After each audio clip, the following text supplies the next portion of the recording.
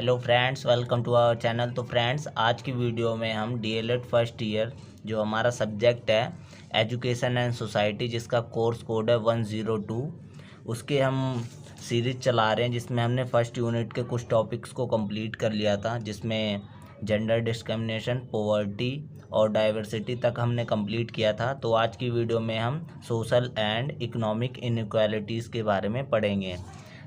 Social and economic inequalities मतलब सामाजिक और आर्थिक असमानताएं।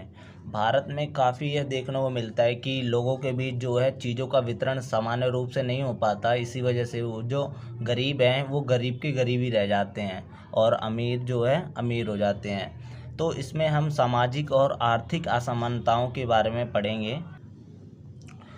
मनुष्य एक सामाजिक प्राणी है, वह समाज में रहता है और समाज में ही उसके व्यक्तित्व का विकास होता है। समाज में यदि असमानता का वातावरण बना रहता है तो व्यक्ति का संपूर्ण विकास संभव नहीं है और साथ ही साथ समाज में विभिन्न समस्याएं भी उत्पन्न हो जाती हैं। तो ये असमानता जो होती है ये लोगों के बीच जो है भेदभाव को उत्पन्न करती है। समाज में अनेक प्रकार के वर्ग, जातियाँ, संस्कृतियाँ, मानव जातियाँ तथा समूह विद्यमान है। तो आपको पता ही है कि इंडिया में काफ़ी वर्ग और जाति के आधार पर लोगों को बांटा हुआ है।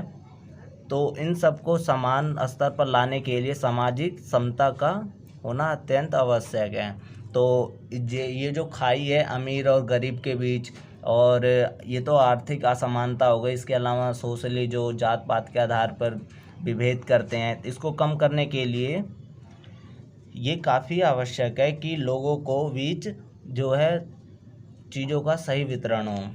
इसके बाद नीचे देखते हैं, हमारे देश में अमीर और गरीब के बीच खाई बहुत बड़ी खाई है। इन दोनों वर्गों के बीच आर्थिक और सामाजिक स्तरों पर भी बड़ी विषमता है, मतलब असमानता है।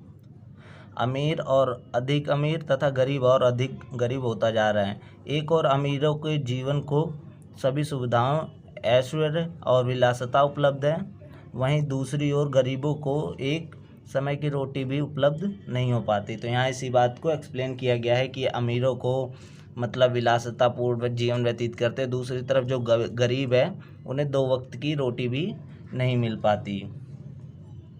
इसके आगे देखते हैं,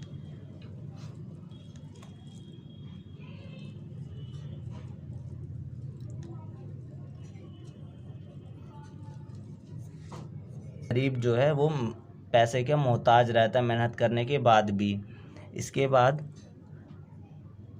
वहीं गरीब वर्ग को सड़क पर के फुटपाथों पर सोने के लिए मजबूर होना पड़ता है। इस प्रकार की आर्थिक और सामाजिक असमानता के रहते भावनात्मक एकता की आशा कैसे की जा सकती है। तो यहाँ पर इसी बात की चर्चा की गई है कि जब तक अमीर और गरीब के बीच में ज़्यादा खाई रहेगी तब तक जो है एकता की भावना विकसित नहीं हो सकती। तो ये आप सामाजिक और आर्थिक असमानता के लिए मीनिंग वगैरह के लिए एक्सप्लेन कर सकते हैं। इसके बाद अगर पेपर में क्वेश्चन इससे रिलेटेड आता है तो उसके बाद इससे संबंधित जो भी राइटर हैं उनके बारे में थोड़ा बहुत लिख सकते हैं। उसके बाद एक राइटर है गुन्नार मिंडल, जिन्होंने इससे संबंधित एक परिभाषा दी है, जिसमें उन्होंने कहा है कि भावनात्मक एकता के मार्ग में मुख्य बाधा है भारत के निवासियों के बीच विशाल सामाजिक और आर्थिक विषमताएं और उससे संबंध कल्याण और अवसर की असमानताएं। तो यहाँ पर इन्होंने बता रखा है भारत के निवासियों के बीच में जो है विशाल सामाजिक और आर्थिक विषमताएं, मतलब दूरी है, ज़्यादा खाई है, और उससे संबंधित कल्याण के अवसर की असमानताएं, और जो कल्याण है उसके अवसर को ठीक प्रकार से नहीं मिल पाता, मतलब गरीबों को ठीक प्रकार से अवसर नहीं प्राप्त हो पाते। तो फ्रेंड्स, ये था सामाजिक एवं आर्थिक असमानताएं यानी सोशल एंड इकोनॉमिक इक्वालिटीज़। तो आप इस बारे में इतना ही पढ़ेंगे इसमें। तो मिलते हैं अपनी नेक्स्ट वीडियो में। Thank you.